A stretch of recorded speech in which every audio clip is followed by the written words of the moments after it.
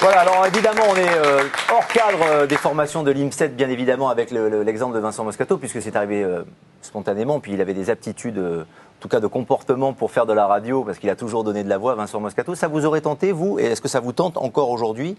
Est-ce que ça vous ferait basculer peut-être dans un autre univers, d'aller travailler à la radio, à la télé, pour délivrer votre expertise sportive? Basculer complètement, non, mais ponctuellement, ouais, ça m'intéresserait bien typiquement sur un événement comme les championnats du monde 2010 qui auront lieu à Paris. Moi, je suis partant pour consulter. Pour consulter, oui, pour donner votre avis. C'est vrai qu'on a l'impression que les sportifs, en fait, sont spontanément appelés à aller commenter après, critiquer leurs anciens collègues ou les encenser. Est-ce que ça, finalement, ça fausse pas les projets que vous envisagez? Non, parce que c'est, comme dit Fabrice, ça peut être du ponctuel. Et puis, ceux qui veulent vraiment s'engager là-dedans, ça en sera un métier. Donc, on a une filière à l'INSEP qui s'appelle Sportcom, donc en fait à ce moment-là, si vraiment... On y apprend quoi? Les métiers du journalisme, de la communication, voilà, de l'information, donc voilà. Métiers de la télé, de la radio? Tout à fait, ouais. Télé, radio, presse écrite. Dans ces cas-là, si on sent des aptitudes, si on sent une envie, une motivation très très forte, c'est en effet les faire travailler sur ce projet-là et les amener à entrer dans un parcours de formation qui sera celui-là. Qui sont les sportifs qui sont passés par ce secteur-là, par cette... Des sportifs connus? Connus ou moins connus, en tout cas. Ouais. En ce moment, on a Gladys Epang, qui vient d'être championne du monde de taekwondo, oui, bien sûr, qu'on va recevoir d'ailleurs sur ce plateau. Elle nous a donné son accord. Voilà, Lucie Descos. Antérieurement, il y a eu Aldo Canti de l'athlétisme, voilà, quelques noms comme ça, enfin des noms de gens connus, un peu moins connus, et qui sont passés par Sportcom. Alors, Nicolas Ancelin, la reconversion des sportifs, est-ce que cela fait la différence du côté des campus et des étudiants? La première question, c'est de savoir s'il est facile finalement de rebondir, si le lien est facile pour eux ou pas. Comment ça se passe? On a posé la question sur un campus. Stéphane Guivarch, par exemple. Ouais. Il a été champion du monde 98 et il s'est reconverti dans la vente de piscines. Ah, il y a Jean Roch qui a réussi sa reconversion en créant le VIP Room. David Douillet, il était judoka et il a terminé dans la politique. Jean Roch avant, il était footballeur professionnel. Et maintenant, il s'est créé son business de boîte de nuit. David Douillet pour les pièces jaunes et tout, c'est propre. Ouais. Il y a Tony Parker. Il a fait de la bonne musique, Tony. Hein. Elle est jolie, sa copine aussi. Ouais, Eva, ouais. Là, j'aime bien Eva.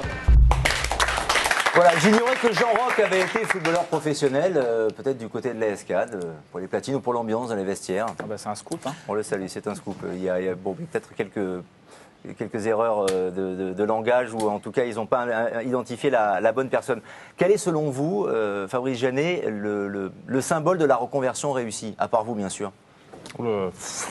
J'ai pas là, du but en blanc. Jean-François Lamour, par exemple, pour rester dans votre catégorie. Oui, typiquement, lui, effectivement, c'est un bon exemple. Double champion olympique. Alors, avant d'embrasser une carrière politique et d'avoir des responsabilités de ministre, et aujourd'hui dans le domaine des paris sportifs, il avait une formation de kiné aussi. Hein. Ouais. Ça veut dire, Véronique, qu'il avait pensé déjà, lui aussi, à l'après-carrière à l'époque? Je pense, de toute façon, à cette époque-là, on n'avait pas le choix, je dirais. Hein. Autant maintenant, on n'a pas plus le choix, mais les contraintes sportives sont tellement importantes que, de toute façon, c'est vrai qu'on est obligé de penser le sport pendant un certain temps et peut-être les études en même temps et quelquefois après, ça dépend des personnes. Mais à cette époque-là, dans les années 80, 84, 88, c'était... il fallait mener de front les deux, de toute façon. Et en plus, l'engagement sportif, même s'il était très, très fort... On gagnait moins, c'est pour cette raison-là? D'abord, on gagnait moins, ça c'est sûr. Les primes étaient moins importantes, les sponsors étaient moins présents. Il n'y en avait pas, ou il y en avait très peu, et ça touchait que certaines disciplines très médiatiques.